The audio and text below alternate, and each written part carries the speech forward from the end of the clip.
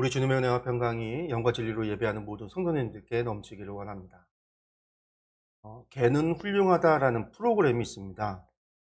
문제가 되는 반려견들의 사연을 접수해서 훈련사가 집으로 찾아가서 반려견의 문제를 진단하고 훈련 방법을 알려주어서 반려견을 훈련시키는 내용의 프로그램입니다. 이 프로그램에는 문제가 있는 반려견들만 나오는 것이 아니라 잘 훈련된 반려견들도 소개를 하기도 합니다. 처음 이 프로그램이 나왔을 때는 이제 몇 번 즐겨봤습니다. 근데 이 프로그램을 보면서 가끔은 제 자신이 개만도 못한 존재구나 하는 생각을 느끼고는 했습니다. 개가 저보다 훨씬 나은 겁니다. 잘 훈련이 된 반려견은 주인이 사료를 준 다음에 기다려라고 하면 그대로 순종을 합니다.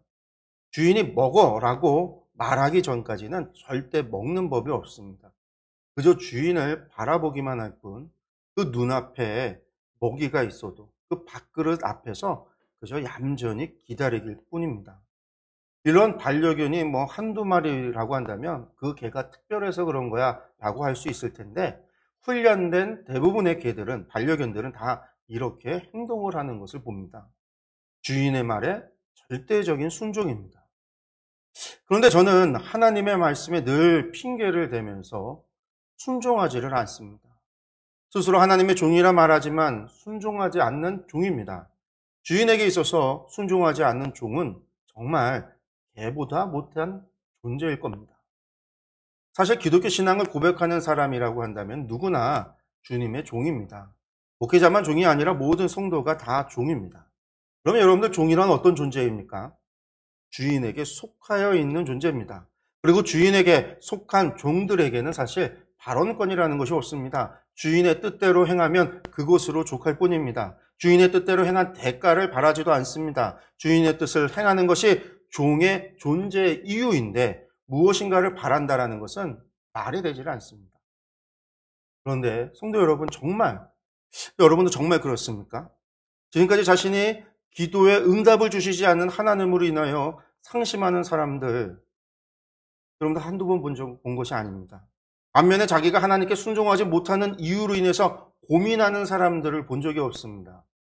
자신이 하나님의 말씀에 순종하지 않는 것은 별로 큰 문제가 아닌데, 하나님께서 자신의 말을 듣지 않는 것, 자신의 기도에 응답하지 않는 것은 큰 문제라고 생각을 합니다. 성도 여러분, 혹시 우리에게 문제가 있다면 하나님께서 나의 기도를 들어주시지 않기 때문이다 라고 생각하십니까? 여러분들 그렇지 않습니다. 실상은 우리가 하나님 뜻대로 살지 않기 때문입니다. 하나님이 우리의 종이 아니라 우리가 하나님의 종인데, 우리가 자꾸만 이 사실을 잊어버리고 우리가 주인 행사를 하기 때문에 문제가 커진다라는 거예요. 민수기에 대해서 우리가 흔히들 하나님의 말씀대로 살아가는 훈련의 책이다라고 이야기를 합니다.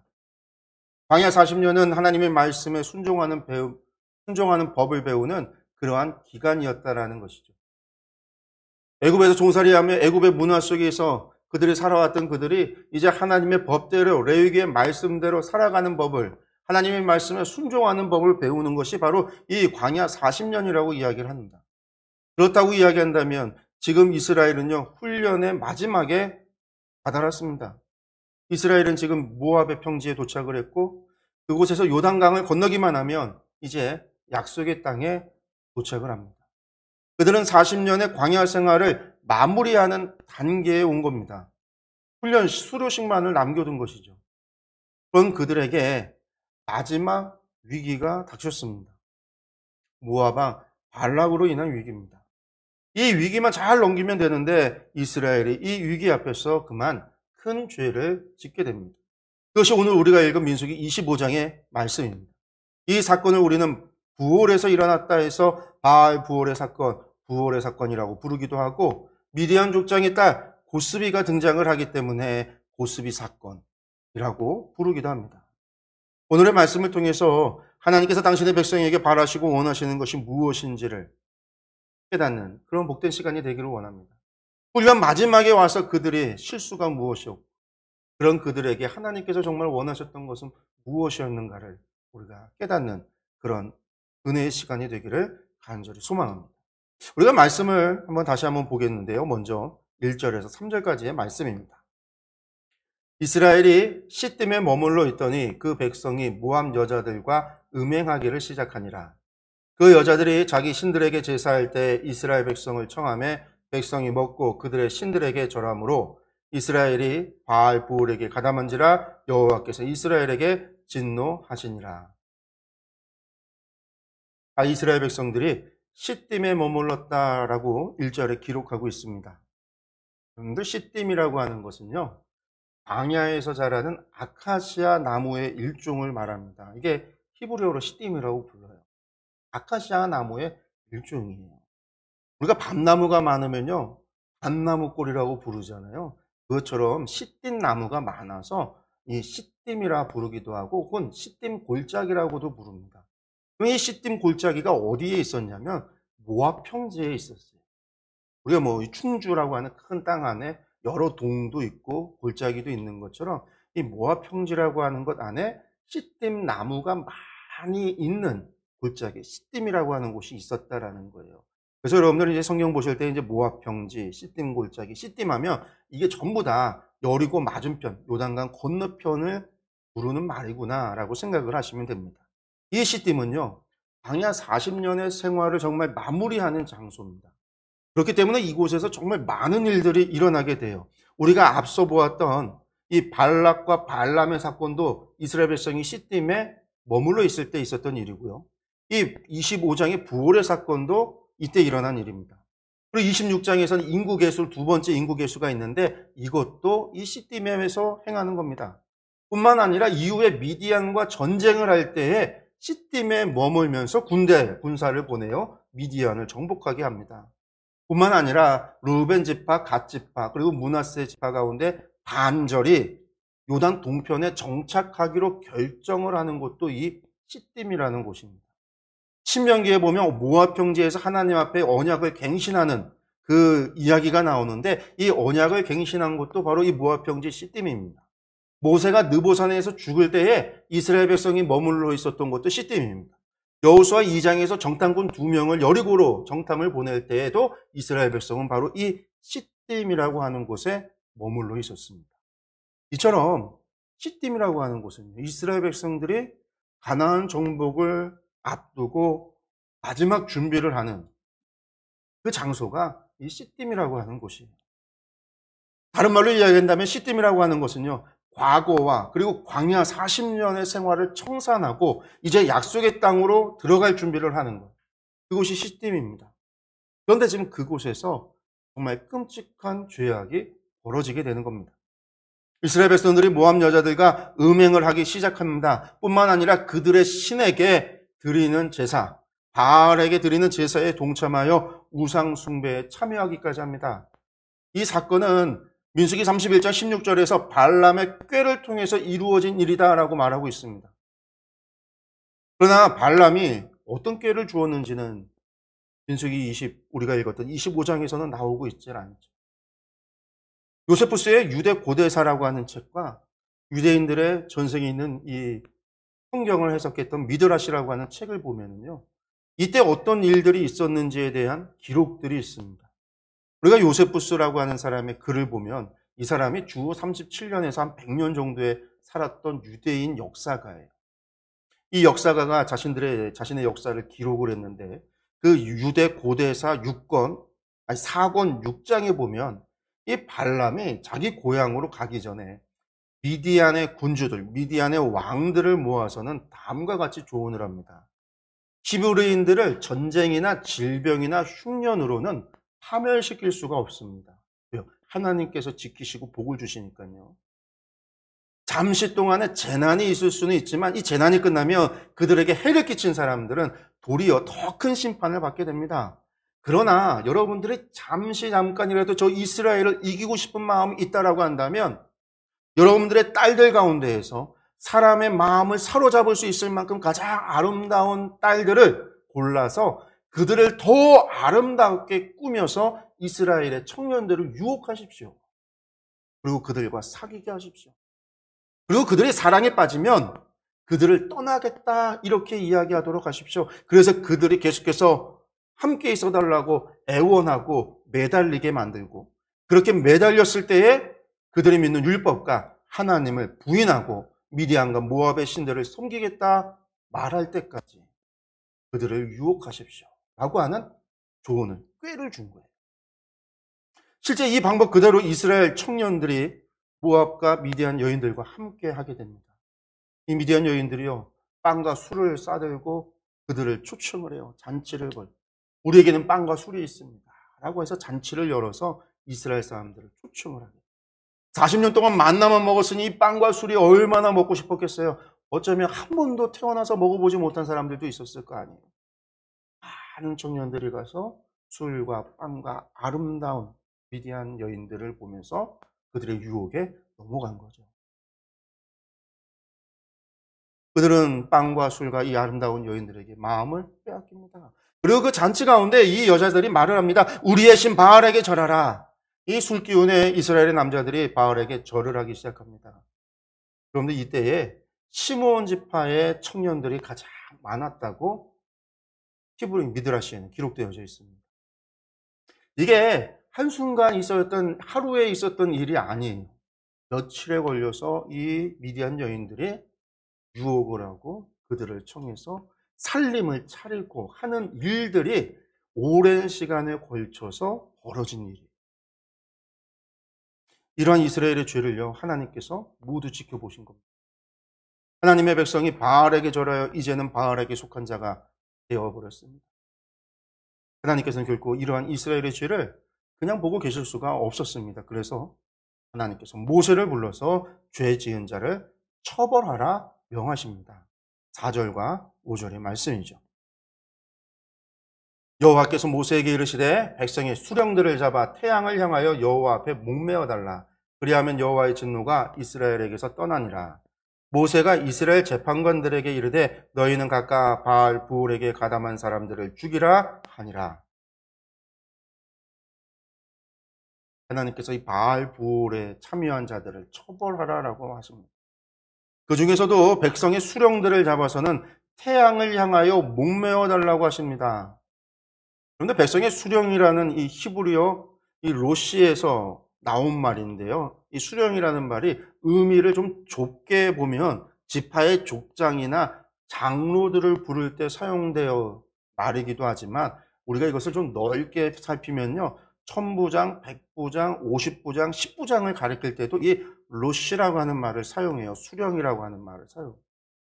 근데 나중에 저희가 보겠지만 이때에 이 수령들을 잡아 목매달아 죽인 자의 수가 1000명이에요. 그 1000명의 수를 생각해 본다면 넓은 의미로 족장과 장로뿐만이 아니라 1000부장과 100부장과 50부장과 10부장을 가리지 않고 그 모든 사람들에게 해당했다는 걸 우리가 알 수 있어요. 그런데 또 5절을 보면요. 이스라엘 재판관들에게 그들을 죽이라고 명하고 있습니다. 여기서 재판관이라는 것은 히브리어로 쇼페팀인데요. 쇼페팀을 뭐라고 하냐면 사사라고 그래요. 사사. 사사가 재판관이에요. 그래서 이제 우리가 천주교 성경, 카톨릭 성경을 보면 아예 재판관이라고 판관이라고 부르거나 재판관이라고 하거든요. 이게 사사들이에요. 그럼 사사란 누구냐? 이 재판관들은 누구냐면요. 1000부장, 100부장, 50부장, 10부장을 재판관이라고 그래요. 그러니까 지금 백성의 수령들 너희가 직접 너희 손으로 죄에 가담한 자들을 찾아내서 이 우상 숭배에 가담한 자들을 직접 죽이라고 명하신 겁니다. 뿐만 아니라 태양을 향해서 목매어 달라라는 것은요. 대낮에 낮에 사람들이 다 볼 수 있도록 백성들이 볼 수 있도록 그들을 목매달아서 죽이라는 거예요. 그렇게 하면 하나님께서 우리의 죄를 사하시고 여호와의 진노가 이스라엘에게서 떠날 것이다라고 말씀합니다. 여러분들 이 하나님의 명령이요 인간적으로는 순종하기가 쉬운 것이 아닙니다. 이들이 자신의 손으로 직접 백성들의 수령들을 잡아서 혹은 죄에 가담한 자들을 잡아서 죽이는 거 쉬운 일이 아니죠. 왜냐하면 그들이 죽여야 하는 이들이 누구예요? 그들의 가족이거나 친족이거나 친구들이거나 바로 그 사람들이에요. 그러나 하나님께서는 단호하게 그들을 죽여야 하나님의 진노가 이스라엘에게서 떠날 것이라고 말씀합니다. 차라리 그들을 하나님께서 연병을 내려서 쓰러져 죽게 하거나 불뱀을 보내서 불뱀이 물려 죽게 하면 좋을 텐데 왜 하나님께서 직접 이스라엘의 재판관의 손으로 벌하라고 하실까요? 여러분들 이것은요, 유혹에 넘어간 죄가 결코 개인의 일탈이 아닌 공동체의 죄라고 보신 거예요. 공동체가 이러한 죄와 유혹에 대해서 단호하게 대처하지 못했기 때문에 레위기 말씀을 통해서 보여지는 이 죄의 무서운 점이 무엇이죠? 그것은요, 죄가 전염성이 있다라는 거예요. 부정한 것은 전염이 된다라는 거예요. 그래서 부정한 자는 격리해야 돼요. 죄에 대해서는 이스라엘의 진영에서 제거해야만 됩니다. 그런데 이스라엘의 장로들이, 이스라엘의 지도자들이, 이스라엘의 재판관들이 그러한 일을 행하지 못했다라는 거예요. 그렇습니다. 성도 여러분, 죄라는 것은 자기 혼자만이 아니라 주위 사람들에게 반드시 영향을 끼칩니다. 주위 사람들까지 죄에 동참하도록 전염성이 있습니다. 이러한 죄의 전염성으로부터 우리 자신을 지키고 공동체를 지키는 가장 좋은 방법은요, 죄에 대하여 단호하게 대처하는 겁니다. 인간적인 관계를 생각하거나 그런 거에 얽매여서 죄를 모른 척하게 된다면, 그냥 그것을 넘어가게 된다면요, 이후에 더 큰 피해가, 더 큰 고통을 당하게 됩니다. 그냥 좋은 게 좋은 것이라고 그냥 넘어가면 죄를 범한 사람뿐만이 아니라 반드시 그가 속한 공동체가, 그가 속한 교회의 모든 성도들에게까지 죄의 영향력이 미치게 됩니다. 그렇게 우리는 죄에 대해서 항상 단호하게 대처해야 합니다. 이것이 우리의 신앙을 지키고 우리가 신앙 공동체를 지키는 가장 좋은 방법입니다. 하나님께서 명하셨으니 모세가 이것을 재판관들에게 모세가 명하자 재판관들은 그 말을 따라서 지도자들을 우상숭배에 참여하고 이방 미디안 여인의 유혹에 넘어갔던 이들을 찾아서 지도자들을 목매달아 죽이기 시작을 합니다. 그런데 여러분들 이런 일이 일어났으니 진중에 얼마나 큰 난리가 일어났겠습니까? 그런 과정에 또 정말 기가 막힌 일이 발생을 해요. 6절에서 9절의 말씀을 보겠습니다. 이스라엘 자손의 온 회중이 회막문에서 울 때에 이스라엘 자손 한 사람이 모세와 온 회중의 눈앞에 미디안의 한 여인을 데리고 그의 형제에게로 온지라. 제사장 아론의 손자 엘르아살의 아들 비느하스가 보고 회중 가운데에서 일어나 손에 창을 들고 그 이스라엘 남자를 따라 그의 막사에 들어가 이스라엘 남자와 그 여인의 배를 꿰뚫어서 두 사람을 죽이니 연병이 이스라엘 자손에게서 그쳤더라. 그 연병으로 죽은 자가 24,000명이었더라. 이스라엘 자손이 온 회중의 회막 앞에 나와서 울고 있습니다. 많은 사람들이 목매어 죽었습니다. 뿐만 아니라 연병에도 많은 사람이 죽었다라는 걸 알 수 있어요. 지도자들은 재판관이 지도자들이 손수 목매달아 죽이도록 했지만 일반 백성들을 향해서는 하나님께서 연병을 통해서 그들을 벌하셨다라는 것을 알 수 있는 거죠. 이러한 국가적인 재난이 사람들이 패닉 상태에 놓일 수밖에 없죠. 이들이 성막 앞에 나와서 울고 불며 하나님 앞에 기도하며 부르짖으며 회개했을지 모릅니다. 모세와 지도자들도 그 회막에 모여서 걱정과 근심과 눈물로 그렇게 하나님을 바라고 하나님 앞에 기도했을지 모릅니다.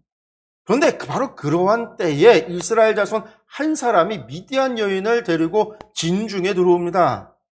이 부분에 대해서 미드라시에는 다음과 같이 이야기합니다. 앞서 이 부올의 사건에서 시므온 지파 사람들이 많이 참여해서 많은 사람들이 이제 죽임을 당했다라고 말씀드렸죠. 이에 이 시므온 지파의 족장 가운데 한 지도자 한 명인 시물이라고 하는 사람이 있어서 이 사람이 하는 말이 무엇이냐면 왜 이처럼 많은 사람이 죽어야 하는지, 왜 우리 지파에 우리의 자녀들이, 왜 우리의 아이들들이 이렇게 많이 죽어야 되느냐고 모세가 너무 많은 사람을 죽인다라고 따지고 대항을 하게 됩니다.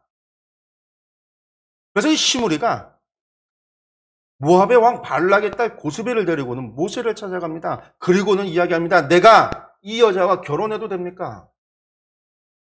이렇게 질문을 하자 모세가 안 된다. 그 여자는 이스라엘 백성이 아니기 때문에 안 된다라고 대답을 합니다. 이러니까 시므리가 따집니다.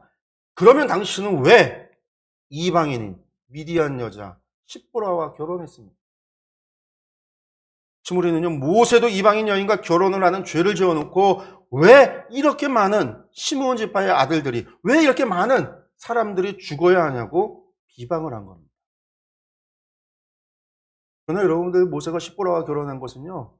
하나님 앞에 율법을 받기 전이에요. 뿐만 아니라 이 십보라와 그의 아버지 이드로와 그 집안은 온 집안은 모두 이스라엘로 귀화를 했어요. 하나님의 백성이 됐습니다. 그러나 시므리는요. 지금 이곳을 꼬투리 삼아서 공격을 하고 있는 겁니다. 그리고는 나는 고스비를 내 장막으로 데리고 들어가겠다 이렇게 선포를 하고는 고스비를 데리고 자신의 장막으로 들어갑니다. 여러분 모세와 지도자들과 온 백성들이 지켜보는 이 백주 대낮에 이방인 여자를 데리고 장막으로 시므리가 들어간 겁니다. 한 지파의 지도자라고 하는 사람이 이렇게 행동을 한 겁니다. 그런데 이것은 모세와 지도자들과 이 백성들을 전부 다 무시하는 처사입니다. 지금 왜 이러한 끔찍한 심판이 일어났는지에 대한 이 죄에 대한 죄의식이 없는 행동입니다. 도리어 모세가 사람들을 죽인다라고 생각하고 대항하며 도리어 백성들을 선동하고 있습니다.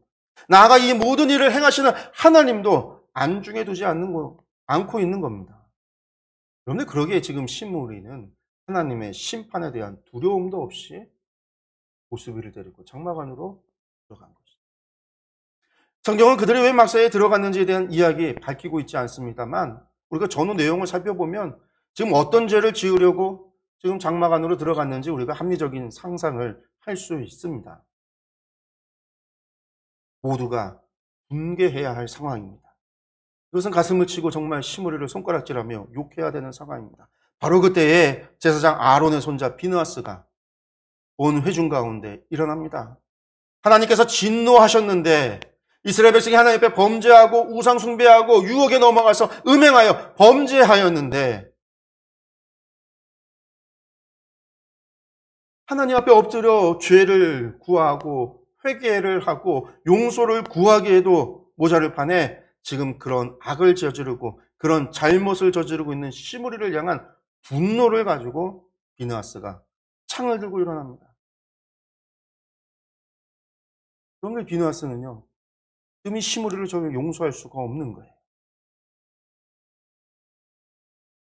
모든 백성이 지금 회막 앞에 나와서 울며 하나님 앞에 용서를 구하는 이 상황 속에 하나님의 심판이 진행이 되고 있는 이 과정 가운데 모세를 시기하고 죄가 무엇인지도 모르고 도리어 하나님을 대적하여 자신의 욕심과 욕정을 채우려고 그 죄를 지으려는 시므리를 비느하스는 용서할 수가 없었던 겁니다.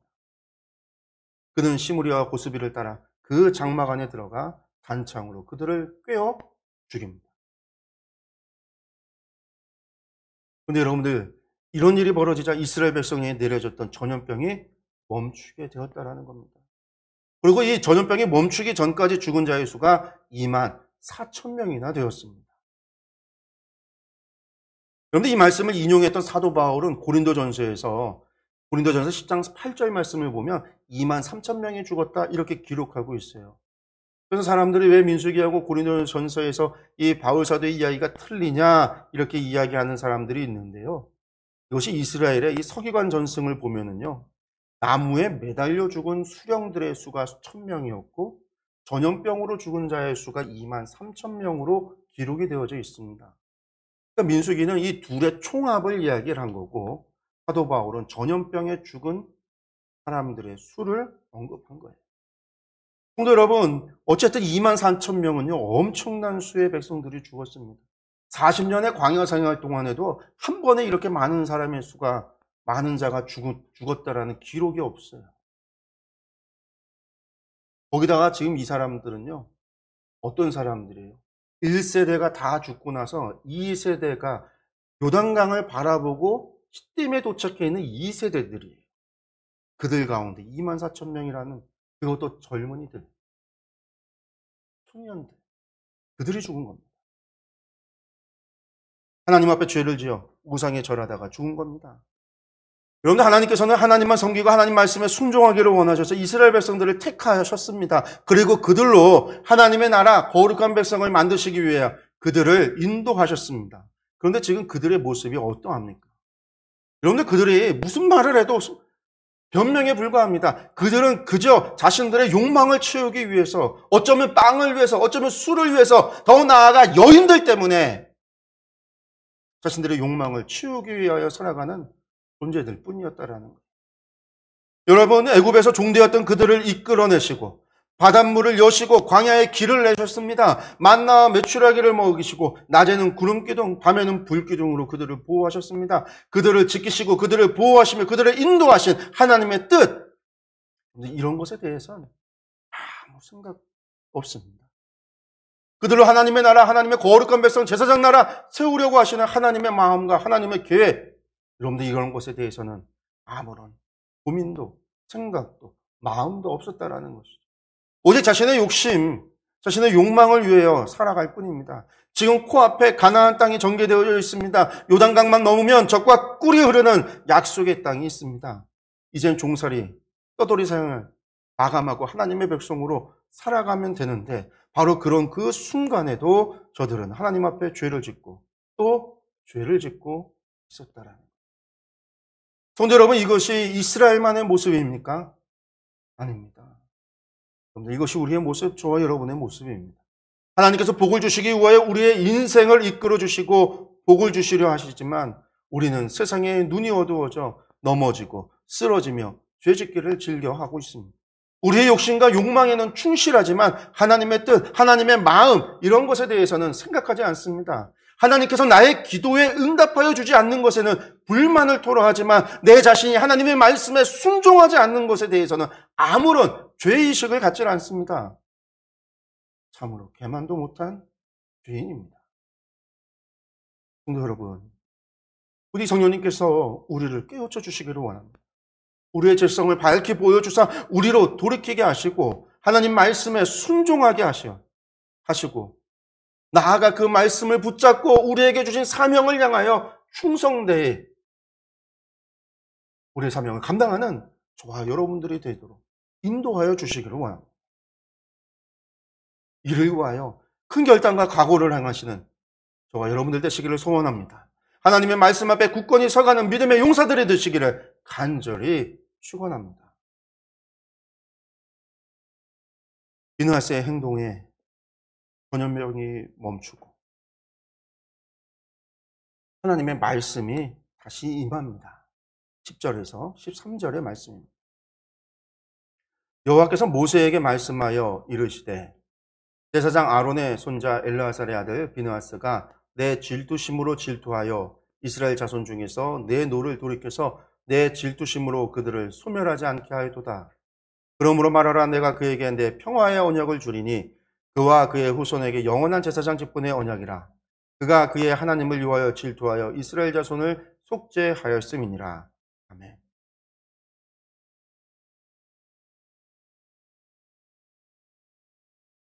하나님께서 모세에게 이스라엘을 향한 심판을 멈추신 이유가 무엇인지를 설명하여 주십니다.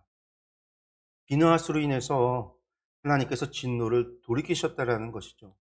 이때에 비느하스가 내 질투심으로 질투하여라고 기록이 되어져 있는데 이때에 질투하여에 해당하는 히브리어는 빼카누어라고 합니다.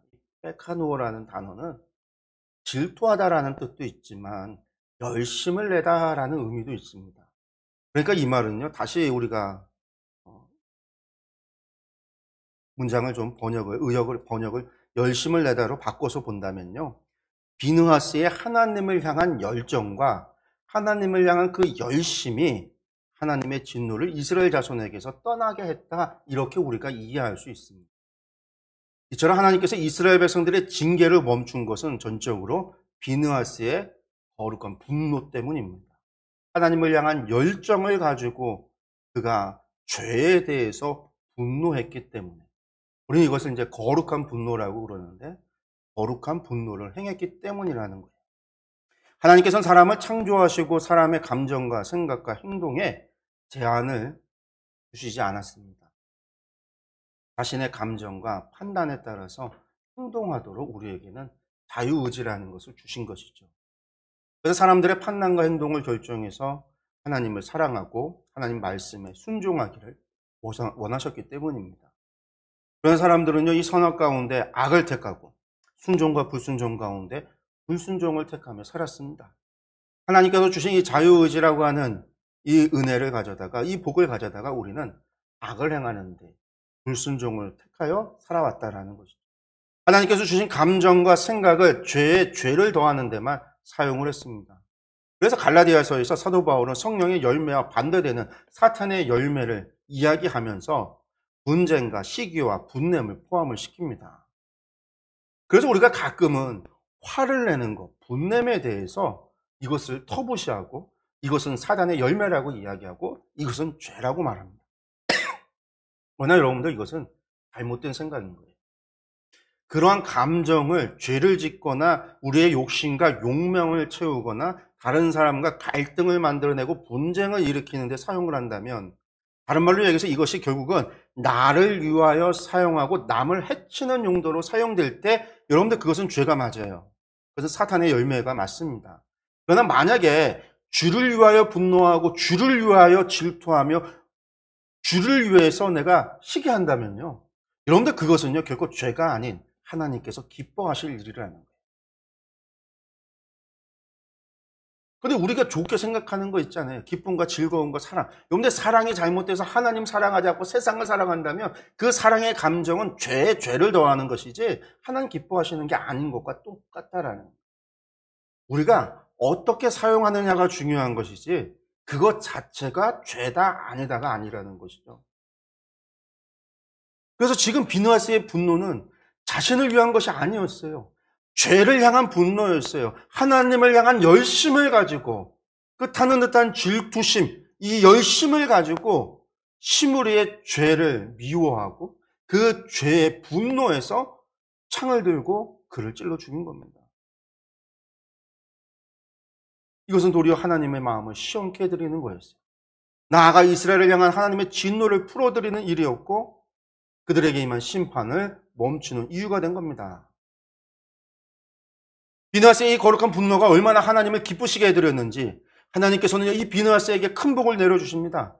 제사장의 직분은 아론과 그의 자손들에게 주어진 직분입니다. 그 가운데에서도 대제사장 직분은요, 지금 아론이 행하고 있는데 이후로는 비느하스의 자손들에게 주시겠다라고 약속하면서 이것을 영원한 약속으로 삼겠다.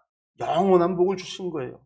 그리고 이 언약을 평화의 언약이라고 말씀하십니다. 여러분들, 그렇습니다. 비느하스의 이 거룩한 분노, 하나님을 향한 사랑으로 행한 그의 행동으로 인해서 비느하스의 자손들은 대대로 영원히 대제사장 직분을 감당하는 복을 받게 된 겁니다. 여러분들, 사실 비느하스가 한 일은요, 사람을 죽이는 일이었습니다. 하나님께서 죽이라고 명하신 것도 아니었어요. 모세가 명한 것도 아닙니다. 아니면 재판을 해서 그를 죄인으로 판결을 내려서 사형 집행을 한 것도 아니에요. 비느하스가 그 시므리에 행하는 행동을 보고서는 분노해서 창을 들고 일어나 쫓아가서 한 창에 꿰어 죽인 겁니다. 여러분, 시므리의 가족이나 시므리 친척들 혹은 시므온 집안 사람들은요, 다른 생각을 가진 사람들은 비느하스를 향해서 비난할 수도 있을 거예요. 왜 네가 마음대로 죽이느냐? 하나님의 말씀을 명하신 것도 아니고 재판을 통한 것도 아닌데 네가 어떻게 그럴 수 있느냐? 누가 너에게 사람을 죽일 권한을 줬느냐? 이렇게 따질 수도 있는 일이었습니다. 그러나 하나님께서는 잘했다라고 칭찬하십니다. 그냥 잘했다라는 게 아니에요. 대대로 영원한 복을 주시는 하나님께서 얼마나 기뻐하셨는지 우리가 이루어 짐작할 수 있는 대목인 거죠. 성도 여러분, 비느하스의 하나님을 사랑하는 열심과 열정이 저와 여러분들에게도 있기를 원합니다. 그 열심으로 하나님을 기쁘시게 해드리는 거룩한 충주터교회가 되어지기를 간절히 소망합니다. 나아가 하나님을 사랑하는 마음이 하나님의 뜻과 하나님의 일을 해방하는 이들을 향하여 거룩한 분노로 나타나기를 소망합니다. 죄와 불의를 미워하시기 바랍니다. 그러나 또한 사람에 대해서는 끝까지 사랑으로 섬길 수 있는 사랑의 성도들이 되시기를 원합니다. 우리가 아무리 죄에 대해서 분노하고 화가 난다 할지라도, 우리가 죄에 대해서 싸워야 할 때 싸울 수 있지만, 여러분들, 죄에 대해서는 그렇게 행동하지, 사람에 대해서는 끝까지 포기하지 않는 주님의 십자가를 우리가 기억하면서 끝까지 사랑으로 섬기고 사랑으로 행할 수 있는 그러한 저와 여러분들이 되기를 간절히 축원합니다. 오늘 비누아스의 죽임을 당한 시므온 족장과 미디안 여인이 누구인지를 14절, 15절에서 소개하고 있습니다. 죽임을 당한 이스라엘 남자 곧 미디안 여인과 함께 죽임을 당한 자의 이름은 시므리니 살루의 아들이요 시므온인의 조상의 가문 중 한 지도자이며 죽임을 당한 미디안 여인의 이름은 고스비이니 수르의 딸이라. 수르는 미디안 백성의 한 조상의 가문의 수령이었더라. 앞서 말씀드렸지만 죽은 남자는 시므온 족속의 지도자 시므리고 죽은 여자는 미디안 백성의 한 조상의 가문의 수령인 수르의 딸 고스비입니다. 그런데 이 민수기에서는 고스비를 미디안 족속 수령인 수르의 딸이다 이렇게 소개하고 있습니다. 그리고 나중에 이제 민수기 31장 8절을 보면은요, 이 수르를 미디안의 5왕 중에 한 명으로 소개해요. 그러니까 이스라엘 사람들이 미디안 족속의 5의 군주, 5 왕을 죽이는데 그 5 왕을 죽인 이름을 공개하면서 수르를 언급합니다. 그런데 또 미드라시를 보면 이스라엘 사람들이 성경을 해석했던 이 주석을 해놨던 이 미드라시 책을 보면 이 수르를 누구라고 표현을 하냐면 제가 여러 번 말씀드렸던 모압 발락으로 소개를 하고 있어요. 그래서 고스비를 발락의 딸이라고 미드라시는 이야기하고 있는 거죠. 민수기와 미드라시의 기록이 서로 달라요. 민수기는 수르로, 미드라시는 이 발락으로 소개한다는 거예요. 그렇지만 아마 이 두 사람이 동일 인물인 것 같습니다. 왜냐하면 발락이 미디안 족속 출신의 왕이었어요. 모압의 왕이었지만 그는 또한 미디안의 왕이기도 했었던 사람입니다. 그리고 이후에 전쟁을 보면 하나님께서 모압을 정복하게 하는 게 아니라 미디안 족속과의 전쟁을 명하시죠. 그리고 발락이 미디안 족속의 왕들을 죽일 때 이 고스비의 아버지인 수르를 죽여요. 뿐만 아니라 발락과 발람, 이스라엘을 저주하려고 했던 발람까지 찾아서 죽입니다. 발람이 그때 미디안 족속 가운데 있었는지 혹은 떠나서 자기 고향 유프라데스 강으로 돌아갔는지 몰라요. 돌아갔다고 한다면요, 이스라엘 백성이 저 북쪽까지 올라가서 발람을 찾아내서 죽인 거라고 우리가 이해할 수가 있는데, 그렇다고 한다면 이 발락을 절대로 하나님께서 그냥 두시지 않았을 거거든요. 이스라엘에게 명해서. 그런 걸 보면 성경에 발락을 죽였다라는 이야기를 없는 걸 보면 이 미디안의 왕 수르가 바로 이 모압 왕 발락과 같은 사람이구나라고 우리가 추측해 볼 수 있습니다. 이런 이유가 이름들이 각각에서 다르게 부르는 이름들을 이제 많이 보게 돼요. 성경은 우리가 이제 뭐 신약만 봐도 우리가 바울 같은 경우가 히브리어로는 바울이고 우리가 이제 헬라어로는 바울이고 히브리어로는 사울이라고 부르는 것처럼 한 사람의 이름을 다르게 부르는 경우들이 많아요. 미디안에서는 이렇게 부르고 모압에서는 이렇게 부르고, 이스라엘 같은 경우 다니엘 같은 경우도 바벨론에서는 아람어로 다르게 부르고 그리고 이제 히브리어로는 다니엘이라고 부르는 것처럼 다르게 이제 부르는 경우들이 많기 때문에 우리가 뭐 성경에는 다르게 기록이 되어져 있고 수르라고 되어져 있지만 이 사람이 우리가 이제 미드라시를 통해서는 발락이구나 이렇게 생각해 볼 수 있다라는 겁니다. 이 시므리와 고스비는 어쨌든 이 둘은요, 단순한 사람들이 아니죠. 지도자들이었다라는 거예요. 한 명은 시므온 족장이 지도자였고 이 고스비는요, 그냥 한 족장의 수령의 딸이 그 정도가 아니라 공주였다라는 거예요. 공주의 신분. 일반 백성이 죄를 범해도 비난을 받아야 하고 처벌을 받아야 하는데, 그런데 이 시므리는요, 시므온 지파의 지도자였다라는 거예요. 게다가 지금 백성의 수령들을 친히 자신들의 손으로 처형하여 목을 배달했던 상황입니다. 지도자의 이러한 행동, 생각과 행동이, 그런데 그런 상황에서 벌어졌던 죄였기 때문에 시므리가 가지고 있었던 그런 생각과 행동이 당연히 시므온 지파 사람들에게 영향이 주어졌을 거라는 거죠. 그래서 미드라시나 요세푸스에서 이 유대 고대사에서는 시므온 지파의 많은 사람들이 죄에 가담했다라고 기록이 되어져 있는데, 민수기에서는 그 이야기는 없지만 두 번째 인구조사를 보면 이것이 확연하게 드러납니다. 왜냐하면 1차 인구조사 때 이 시므온 지파에서 20세 이상으로 칼을 들고 전쟁에 나갈 수 있는 사람을 계수했을 때 5만 9천 명이었어요. 근데 동일한 조건으로 이 부올의 사건 이후에 2차 인구조사가 있는데 이때 시므온 지파의 수가 22,200명이에요. 절반이 줄어든 겁니다. 그리고 이것을 부활의 사건 때문이라고 이야기를 합니다. 여러분, 이뿐만 아닙니다. 시므온 지파 사람들이 그렇게 많이 죽임을 당했어요. 뿐만 아니라 미디안 족속도 심판을 받습니다. 하나님께서 미디안 족속을 대적하여 그들을 치라고 명령합니다. 16절에서 18절입니다. 여호와께서 모세에게 말씀하여 이르시되 미디안인들을 대적하여 그들을 치라. 이는 그들이 속임수로 너희를 대적하되 부올의 일과 미디안 지휘관의 딸 곧 부올의 일로 연병이 일어난 날에 죽임을 당한 그들의 자매 고스비의 사건으로 너희를 유혹하였음이니라. 하나님께서 미디안인들을 공격하라고 말씀합니다. 그 이유는 부올의 일 때문이라는 거죠. 이스라엘 백성들에게 전염병이 돌게 한 이유. 그것이 다름 아니라 고스비 사건과 같이 이스라엘 백성들을 유혹했기 때문이라는 거예요. 그런데 그 결과가 민수기 31장 8절입니다. 미디안의 다섯 왕이 죽임을 당하고 부올에 꾀를 냈던 선지자 발람도 칼에 죽임을 당하게 됩니다. 미디안 족속들도 정복당하여 멸망을 당하게 됩니다. 성도 여러분, 지도자의 잘못된 행동이 얼마나 큰 비극을 가지고 오는지 이 부올의 사건은 우리에게 분명하게 보여줍니다. 그렇습니다. 지도자의 말 한마디, 행동 하나가 모든 사람들에게 큰 영향을 미치듯이 지도자의 잘못된 행동도 자신뿐만 아니라 그에게 속한 모든 사람들에게 큰 고통을 가져다 줍니다. 교회 안에서 목사가 하나님 앞에서 죄를 범했을 때 그가 섬기는 교회와 성도들이 큰 상처를 받고 그 교회 전체가 하나님의 징계와 심판을 겪는 것을 볼 수 있습니다. 이것은 교회만이 아니죠. 부모가 한 가정 안에서 부모의 잘못된 행동으로 인해서 그 가정 전체가 고통을 당하는 것도 우리는 보기도 합니다. 직장에서는 경영자의 잘못으로 회사 전체가 어려움을 당하기도 하고요. 국가로 친다면 대통령의 잘못함으로 인해서 모든 국민이 고통을 겪는 일들을 우리는 너무나 자주 목도하고 보았습니다. 그렇습니다. 지도자는 언제나 자신의 행동에 대한 책임을 가져야 합니다. 자신의 행동이 누군가에게 영향을 미친다라는 사실을 항상 기억해야 돼요. 그런데 이것은 사실 지도자만의 이야기가 아닙니다.